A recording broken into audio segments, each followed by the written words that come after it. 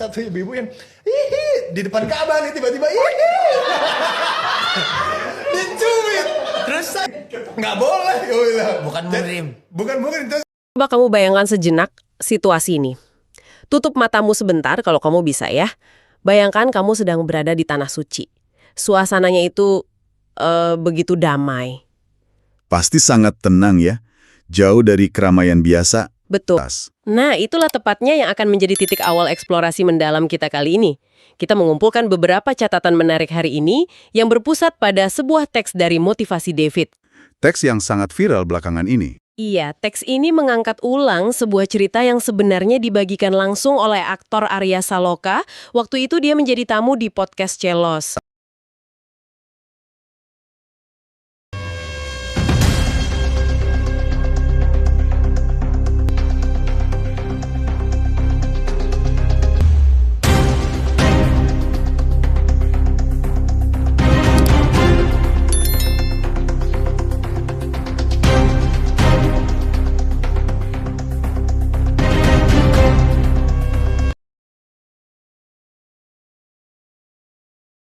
Cerita ini membahas insiden spesifik yang dialami oleh Arya Saloka saat dia sedang menjalankan ibadah umroh.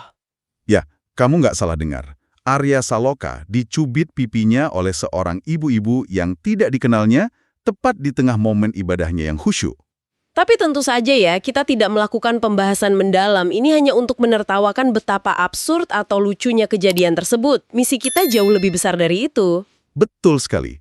Kita akan menggunakan insiden spesifik yang dialami Arya Saloka ini sebagai lensa untuk membedah pelajaran psikologis yang sangat krusial. Kita akan mengeksplorasi anatomi dari kedewasaan emosional. Bagaimana kita mengelola respons di detik-detik pertama saat kita dikejutkan, dan tentu saja kita akan membedah beban tak kasat mata dari sebuah popularitas. Jujur saja ya, waktu pertama kali saya membaca materi ini, saya sempat tersenyum geli. Maksud saya, kita semua tahu bagaimana kekuatan ibu-ibu di negara ini kan? Rasanya mereka punya kebebasan tersendiri ya. Benar, rasa gemas mereka kadang nggak mengenal tempat atau waktu. Tapi di balik elemen komedi situasional itu, ada benturan dua dunia yang sangat serius di sini. Mari kita lihat dari catatannya. Momen ibadah umroh dideskripsikan sebagai waktu di mana hati terasa lebih lembut, pikiran ditarik dari hiruk-pikuk duniawi. Bagi seorang figur publik seperti Arya Saloka, umrah bukan sekedar ibadah rutin. Ini adalah sebuah pelarian spiritual. Itu poin yang sangat tajam. Mari kita bedah mengapa pelarian ini begitu penting bagi seorang figur publik. Di dunia hiburan, seorang aktor seperti Arya Saloka selalu dituntut untuk tampil. Harus selalu sempurna di depan kamera. Tepat. Wajahnya, senyumnya, interaksinya, semua itu pada dasarnya dikonsumsi oleh publik. Batasan antara diri yang sejati dan persona publik seringkali kabur. Nah, ketika Arya Saloka berangkat umroh, itu adalah sebuah upaya sadar untuk membangun kembali dinding privasi tersebut. Dia sedang berusaha melucuti status selebritasnya untuk menjadi manusia biasa. Menjadi seorang hamba yang mencari kedekatan personal dengan Tuhannya. Itu adalah ruang batin yang seharusnya menjadi tempat paling aman dan tak tersentuh oleh publik. Namun, di tengah usaha untuk menjadi manusia biasa itulah insiden ini terjadi. Arya Saloka sedang benar-benar berusaha menikmati setiap detiknya. Larut dalam doa, berusaha memblokir semua kebisingan industri hiburan yang pasti sangat menguras energinya. Lalu, seorang ibu-ibu yang mengenalinya sebagai aktor terkenal tiba-tiba mendekat. Tanpa aba-aba, tanpa mengucapkan permisi atau maaf mengganggu, ibu itu langsung mengeksekusi cubitan gemasnya ke pipi Arya Saloka. Di tempat paling suci sekalipun, privasi itu runtuh seketika. Ini membawa kita pada satu konsep psikologis yang sangat menarik tentang ruang pribadi atau personal space. Apa yang kita lihat dari insiden ini adalah benturan ekstrim antara dua sumbu kehidupan. Sumbu vertikal dan horizontal. Betul.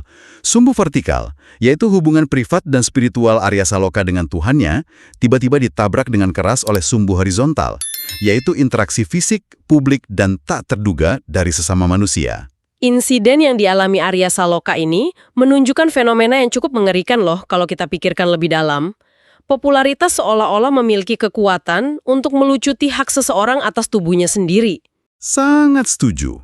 Bagi sang ibu, sentuhan itu mungkin sekedar ekspresi kekaguman, rasa gemas yang gak tertahankan. Tapi bagi Arya Saloka yang menerimanya, itu adalah invasi absolut terhadap ruang fisiknya. Tunggu dulu, mari kita bersikap realistis di sini. Kita bisa membahas teori tentang ruang pribadi, tapi mari posisikan diri kita di situasi itu. Kalau saya yang sedang menangis khusyuk berdoa lalu tiba-tiba ada tangan asing mencubit pipi saya. Pasti kaget luar biasa. Sangat. Reaksi insting saya pasti sangat defensif. Saya mungkin akan kaget, mundur, menepis tangannya, atau setidaknya memberikan tatapan tajam. Mengubah rasa kaget menjadi kesabaran dalam hitungan detik itu terasa hampir mustahil buat saya. Memang sangat sulit. Tapi luar biasanya Arya Saloka sama sekali tidak marah. Dia tidak menunjukkan raut wajah kesal dan dia sama sekali tidak menciptakan drama dari interupsi tersebut. Bagaimana seseorang bisa meredam insting defensif itu secepat itu? Pertanyaan yang sangat bagus. Dan disinilah kita menemukan wawasan utama, sebuah aha moment dari pembahasan ini untuk kamu yang sedang mendengarkan. Psikolog terkenal Viktor Frankl pernah berkata bahwa di antara stimulus, yaitu kejadian luar, dan respons kita, selalu ada sebuah jeda. Sebuah jeda. Waktu yang sangat singkat. Iya. Di dalam jeda waktu yang mungkin hanya sepersekian detik itulah, letak kebebasan dan kekuatan kita untuk memilih reaksi. Apa yang dilakukan oleh Arya Saloka adalah contoh sempurna dari penguasaan jeda tersebut. Jadi maksudnya, ketenangan Arya Saloka bukanlah sekedar refleks pasif, tapi sebuah keputusan aktif yang dibuat dalam hitungan milidetik. Tepat sekali.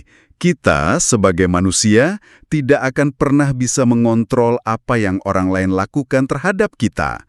Tindakan ibu tersebut adalah variabel eksternal yang 100% berada di luar kendali Arya Saloka. Tapi, dia bisa mengontrol dirinya sendiri. 100%.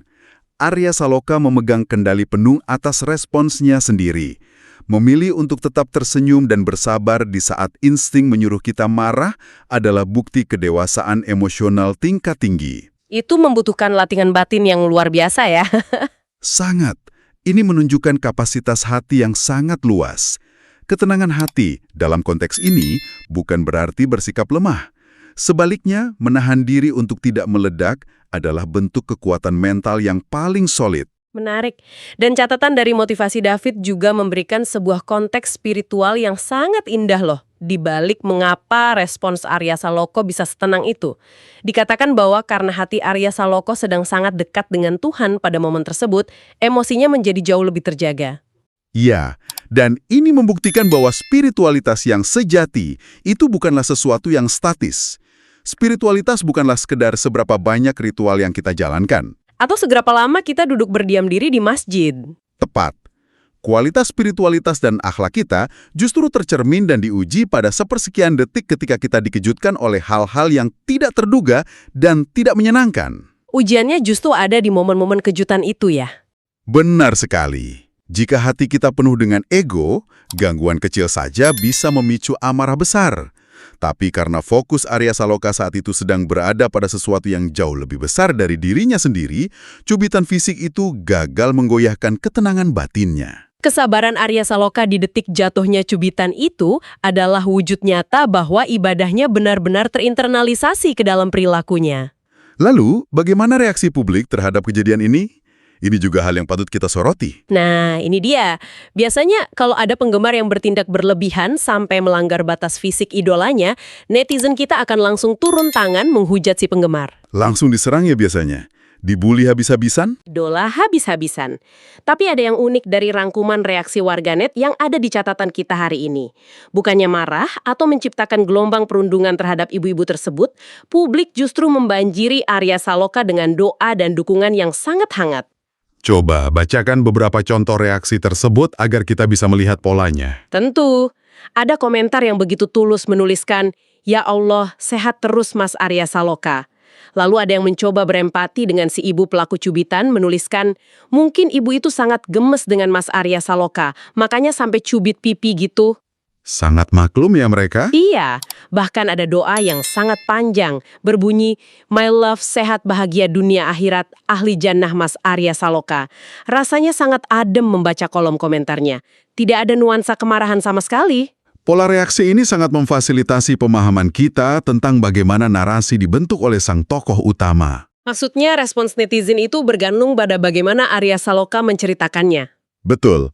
Jika kita analisis, warganet merespons dengan kelembutan yang sama karena Arya Saloka sendirilah yang menetapkan nada pembicaraan tersebut. Publik melihat kedewasaan yang ditunjukkan oleh Arya Saloka, dan itu memicu efek domino berupa empati kolektif. Jadi netizen seolah tertular energi positifnya. Tepat. Netizen mencoba untuk memaklumi bahwa cinta dan euforia seorang penggemar, apalagi ibu-ibu yang mungkin sering menontonnya di layar kaca, kadang terekspresi dengan cara yang canggung, aneh, dan bahkan melanggar batas norma sosial. Saya paham maksudmu. Karena Arya Saloka memilih kacamata pemahaman alih-alih kacamata ketersinggungan, publik pun ikut terseret dalam gelombang pengertian yang sama. Dia menjadi konduktor dari emosi massa. Kalau kita merujuk kembali pada cerita awalnya, Arya Saloka membagikan pengalaman ini di podcast Celos dengan nada yang cukup santai. Bahkan mungkin sambil tertawa ringan, dia tidak sama sekali memposisikan dirinya sebagai korban kebrutalan penggemar. Dan itu adalah cara mengelola ego yang luar biasa. Dia memahami dinamika penggemar. Arya Saloka tahu bahwa bagi si ibu, dia bukanlah orang asing. Si ibu mungkin merasa sangat dekat dengannya karena setiap hari melihat wajahnya di televisi. Jadi bagi si ibu itu adalah sentuhan sayang, walaupun salah tempat. Tepat. Dengan menceritakannya secara ringan, Arya Saloka secara tidak langsung mendidik audiensnya. Dia menunjukkan bahwa popularitas memang datang dengan pajak berupa hilangnya batas privasi, dan menghadapinya dengan amarah hanya akan menguras energi. Di sini Arya Saloka membuktikan bahwa kesabaran dalam menghadapi cinta publik yang kadang salah tempat adalah sebuah ujian kedewasaannya sendiri. 2 detik, ini benar-benar membuat saya berpikir. Kadang kejadian terkecil menyimpan pelajaran terbesar. Setuju, kita mengawali eksplorasi ini dengan cerita tentang cubitan kecil di Tanah Suci. Namun ternyata benang merah yang bisa kita tarik sangatlah panjang. Ini adalah sebuah kelas kilat tentang manajemen emosi, pengendalian ego, dan bagaimana kita memilih respons kita terhadap dunia luar. Karena pada akhirnya, kesabaran itu tidak pernah menjadi teori yang nyaman untuk dipelajari di dalam kelas. Kesabaran selalu berupa praktek langsung di medan pertempuran kehidupan nyata.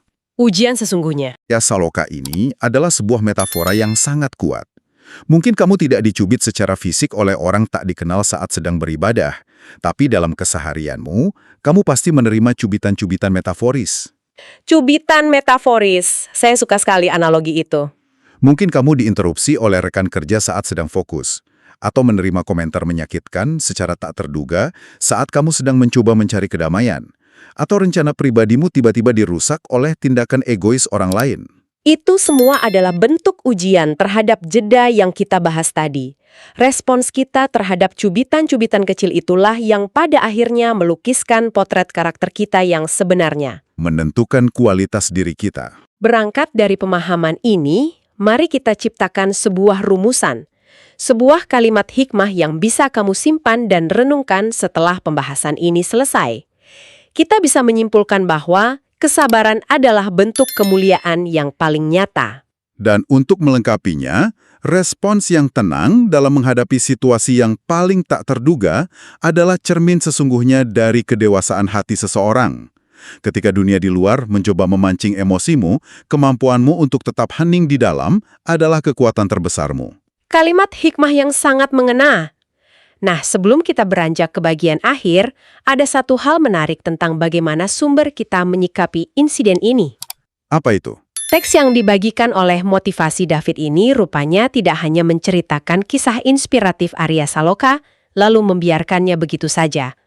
Pembuat konten tersebut dengan cerdas menggunakan momen ini sebagai sebuah panggilan bertindak, atau call to action untuk membangun komunitasnya. Menarik, mereka tidak sekedar mendistribusikan informasi ya, mereka menciptakan ruang bagi audiensnya untuk mempraktikkan hal positif secara langsung. Tepat sekali. Dalam catatannya, kreator ini secara spesifik menyapa audiens mereka dengan sebutan Sahabat Motivasi David. Mereka mengajak para pendengar atau pembacanya untuk merenungkan sikap Arya Saloka, lalu meminta mereka untuk berpartisipasi dengan menuliskan dan membagikan doa terbaik mereka di kolom komentar. Itu langkah yang sangat cerdik untuk mengubah inspirasi pasif menjadi aksi aktif. Tidak hanya itu, sebagai bagian dari mekanisme penyebaran konten di era digital, mereka juga mengingatkan audiensnya untuk menekan tombol like, meninggalkan komen, membagikan cerita ini lewat tombol share, dan tentu saja subscribe ke channel Motivasi David. Ini adalah sebuah siklus yang menarik untuk diamati. Dari sebuah kejadian fisik di dunia nyata, diceritakan kembali di sebuah ruang diskusi, diangkat menjadi teks motivasi, dan akhirnya diubah menjadi sebuah dorongan bagi orang banyak untuk melakukan aksi kecil namun positif, seperti membagikan doa, like, dan share. Tujuannya jelas, agar pesan esensial tentang pentingnya sabar dan rendah hati di tengah gangguan ini bisa terus beresonansi dan menjangkau lebih banyak orang yang mungkin sedang membutuhkan pengingat yang sama. Betul, dan itu mengingatkan kita bahwa media sosial bisa menjadi alat yang sangat ampuh untuk menyebarkan kebaikan jika digunakan dengan tepat. Jadi kalau kamu menemukan konten mereka, berpartisipasi dalam ajakan tersebut jelas merupakan cara yang bagus untuk menjaga agar pesan positif tetap mengalir di lini masa kita. Setuju. Jangan biarkan pesan baik berhenti di kita saja. Sebagai ringkasan akhir dari eksplorasi kita hari ini, apa yang dialami Arya Saloka memberikan kita sebuah alat refleksi yang sangat praktis.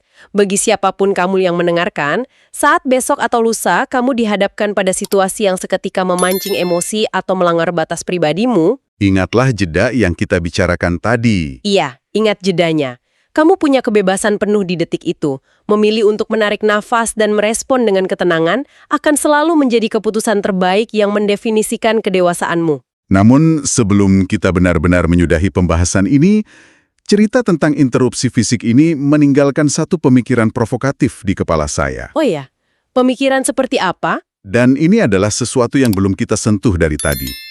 Sesuatu yang mungkin bisa kamu bawa pulang sebagai bahan perenungan.